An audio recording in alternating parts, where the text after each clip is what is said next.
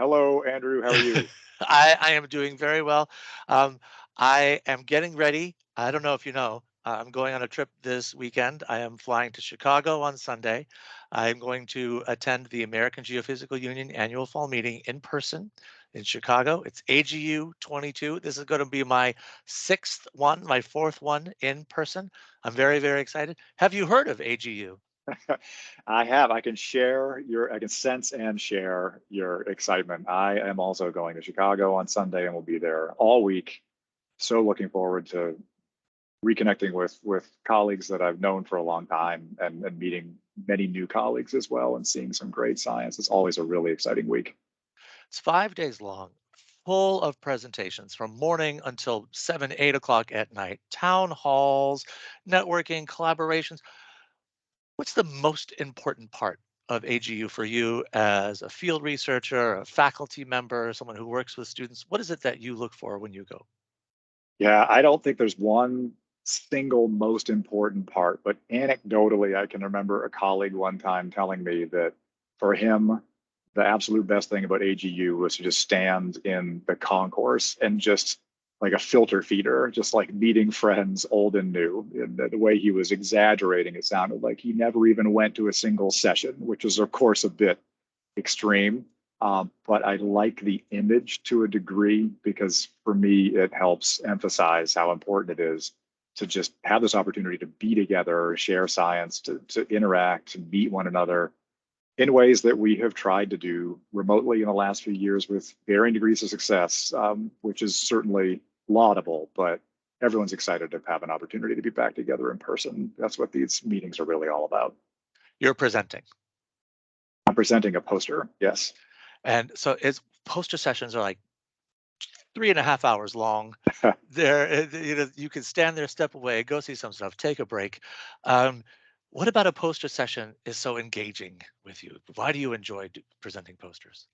I'd say the poster session offers the opportunity to go into more depth in terms of conversations that you might have, and that's simply because of the time factor.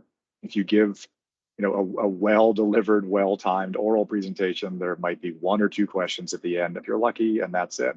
And if the people in the audience, if someone there is really engaged, they might find you later, and you might be able to build on that, which is wonderful when it happens.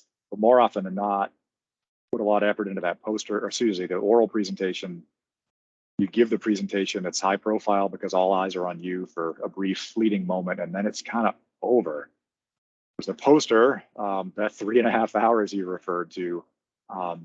There might be times when you're alone, and there might be times where there's a crush of people around your poster and you can't talk to the ball. You might talk with someone for a minute, you might talk with someone for a half an hour.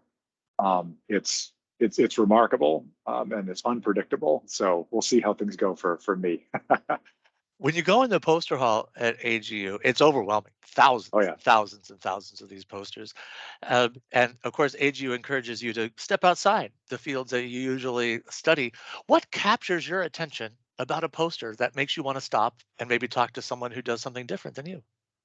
Yeah, the how to approach the poster session is actually an interesting question. You got to be strategic about it. And I often do this thing where I'm very fine scaled, where I'll look through the abstracts and I'll be like, I want to go to that poster that's at, you know, number 1391 or whatever, in the poster hall.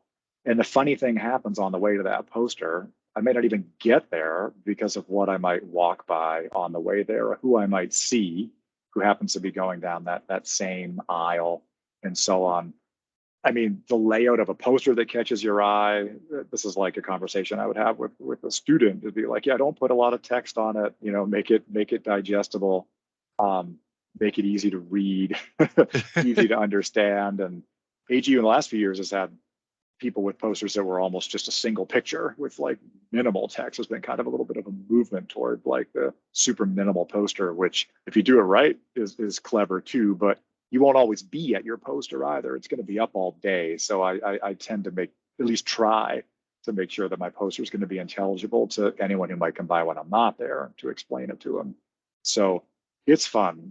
It's overwhelming, but it's kid in a candy shop for someone who loves all the topics that are presented at a meeting like this. Have you practiced your poster session already? You got your spiel down?